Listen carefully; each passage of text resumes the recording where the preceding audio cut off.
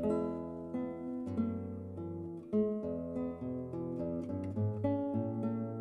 name is Yvette Barra, and my presentation today is about the importance of community colleges in the U.S. higher education system and its social role providing access to underrepresented students that otherwise would not have a chance to pursue studies at this level. To start, I will mention some of the important historical events to illustrate the reasons why community colleges were created and also how they have changed over the founding years. Founded in 1901, Joliet Junior College in Illinois is the oldest existing public two-year college. At first, community colleges were focused on general liberal arts studies. After the Depression of the 1930s, community colleges started offering job training programs in order to reduce unemployment. After World War II, the conversion of military industries to consumer goods created new skilled jobs. This economic transformation, along with the GI Bill, created the drive for more higher education options. In 1847, the Truman Commission report suggested the creation of a network of public, community-based colleges to serve local needs. After the 50s and 60s, community colleges grew fast in number, mainly because of the baby boom and the following social movements, such as the African American Civil Rights Movement and the Women's Movement, just to name some of them. All this made massive access to higher education an urgency. Another important aspect to discuss when talking about community colleges is their mission. Even though each community college have its own mission, they all share the basic commitments too. Number one, serving all segments of society through an open access admissions policy that offers equal and fair treatment to all students. Number two, comprehensive educational program. Number three, serving its community as a community-based institution of higher education. And number four, teaching and lifelong learning. Taking as an example, Maricopa Community Colleges used to offer mainly occupational programs, which are associate degrees and certificates. They also offer university transfer education. This means that they have agreement with public and private colleges and universities that enable seamless transitions to 4 years institution. They also offer continuing education, more related to work and career. Also, they provide community education, personal or non-work related interest courses such as photography, gardening, etc. Finally, they also offer developmental education. About community colleges, population, numbers, and demographics.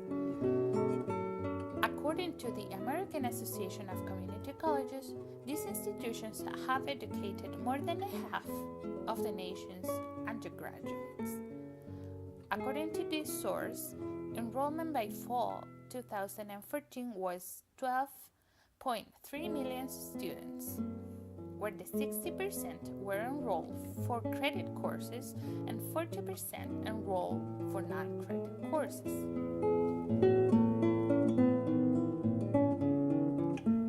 1,108 community colleges in the country.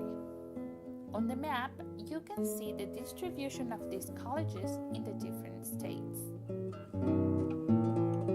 By February 2016, community colleges were distributed by their type. 89% 8% of these institutions are public, 8% are independent, and only 3% are tribal institutions. About demographic of students enrolled for credit, it is interesting to see that 49% are white, 22% are Hispanic, 14% are black, 6% are Asian or Pacific Islander, and only 1% are Native American. There is also 36% of students who are first generation to attend to college, 17% are single parents, 7% non-US citizens, 4% of veterans, and 12% of students with some kind of disability. About age, the average is 28 years old. 37% are minus 21 years old. 49% are between 22 and 39. And 14% are 40 years old or more. Regarding gender, there is a 57% of women and a 43% of men. Next, I am going to share a brief clip from the documentary Courageous Learning, produced by Illusion for Excelsior College and released in 2014. This illustrates the popular reasons why students choose community colleges and some of their main contributions. For many, the journey begins at the door of their local community college. Okay, the first derivative. We are now considered to be the first option for many students because we're so affordable, we're local, we're close to home for them. But we also serve as an institution and a safe harbor, if you will, for a lot of students who started, didn't do well, failed in college, and are now on their second or third chance. And that's a role that we play for those students who want to go back to work. Community colleges are an incredibly important part of our higher education portfolio. They serve oftentimes as an entry point for our bachelor's degree seeking students to then transfer from the community colleges. It's an approximation. I like to say our colleges serve as an on-ramp to the middle class for most of America. Now I am going to talk about the open access policy at community colleges. This is a distinctive feature that allows these institutions to serve underrepresented students that otherwise will not have a chance to pursue studies at this level.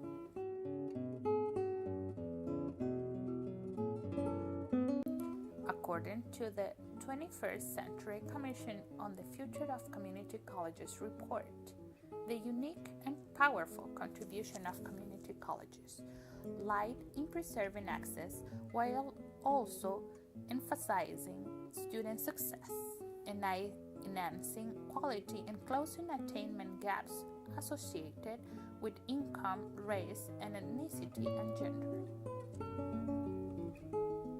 Also, it is important to mention the role of developmental education.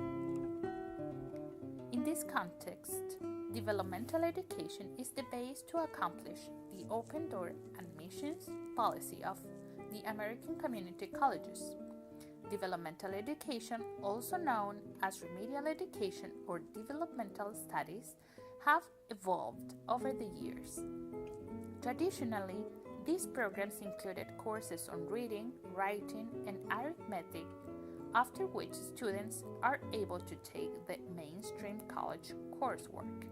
However, nowadays, developmental education programs also offer additional services as tutoring, on-demand personalized assistance, test preparation tools, post-assessment advising, student development seminars, and academic support. This makes higher education available to the maximum number of individuals. As Martha Casasa points out, developmental studies is a comprehensive and holistic process. It focuses on intellectual, social, and emotional growth of the learner and uses learning theory to inform the process. This This author also says that developmental education enhances the retention of students. So, why access to higher education for everyone isn't relevant? Higher education creates opportunities for individuals to solve complex and common challenges and creates international awareness in this globalized world.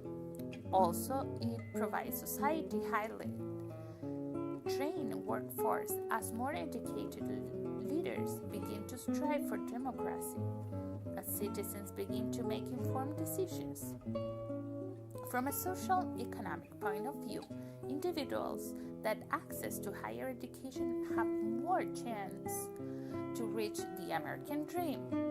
This ideal implies that through higher education, people can envision upward mobility and that each new generation could enjoy a better standard of living than that of their parents.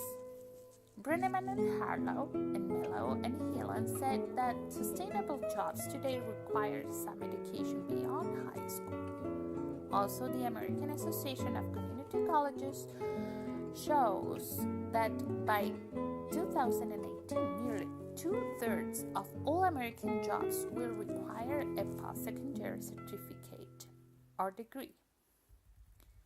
In this context, some federal actions are revealed. The importance of community colleges in advances towards universal access to higher education. Particularly in 2015, President Obama announced Americans College Promise Act. This initiative aims to make 2 years of community colleges free. The plan was based on the Tennessee Promise, a statewide last dollar program that provides 2 years of free college. Next, I will present a brief clip of 2015 President Obama's State of the Union speech, where he addressed the rationale of this federal proposal to reduce the cost for community colleges to zero. By the end of this decade, 2 in 3 job openings will require some higher education.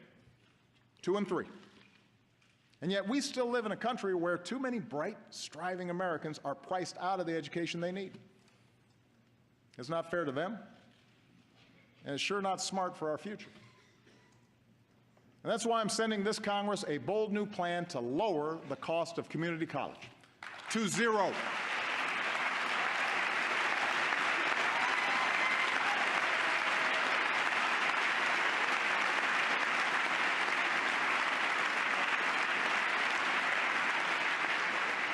Keep in mind, 40% of our college students choose community college. Some are young and starting out. Some are older and looking for a better job. Some are veterans and single parents trying to transition back into the job market. Whoever you are, this plan is your chance to graduate ready for the new economy without a load of debt. Understand, you've got to earn it. You've got to keep your grades up and graduate on time. Tennessee, a state with Republican leadership, and Chicago, a city with Democratic leadership, are showing that free community college is possible. I want to spread that idea all across America so that 2 years of college becomes as free and universal in America as high school is today.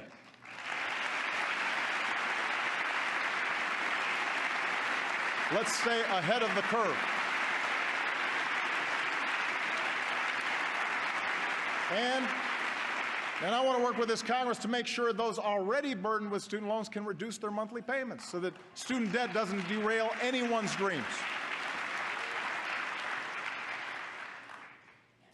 Thanks to Vice President Biden's great work to update our job training system, we're connecting community colleges with local employers to train workers to fill high-paying jobs like coding and nursing and robotics.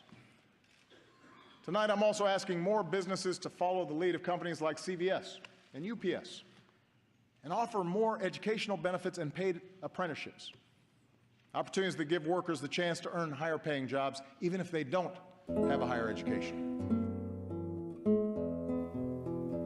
The Institute for College Access and Success, TICAS, indicated in 2015 that states are critical players in keeping colleges affordable, but they have also been complicit in the rise of tuition and student loan debt by letting higher education get squeezed out of state budgets. The decline in per-student state funding for higher education has been well documented, as has the resulting impact on public colleges' costs. Without federal intervention, higher education funding is likely to keep getting squeezed out to the detriment of students, families, and our economy. The legislation introduced yesterday includes such an intervention. It requires states to keep their funding levels up, in addition to eliminating tuition at community colleges if they want to access new federal dollars. That's why the state maintenance of effort requirement in the legislation is so important. In summary, there are still many challenges that community colleges face to improve this system. In 2012, Reclaiming the American Dream, a report from the 21st Century Commission on the Future of Community Colleges, establishes that some of these challenges are to increase student success rate, to improve transition processes from high school, underfunding, to develop better career planning systems according to the needs of the community and local companies, the degree underproduction compared to the market demands, accreditation, among others. However, we can't deny the key role these institutions play into the U.S. higher education system and provide a better future for many individuals to participate of this process and enlarge the population to be more educated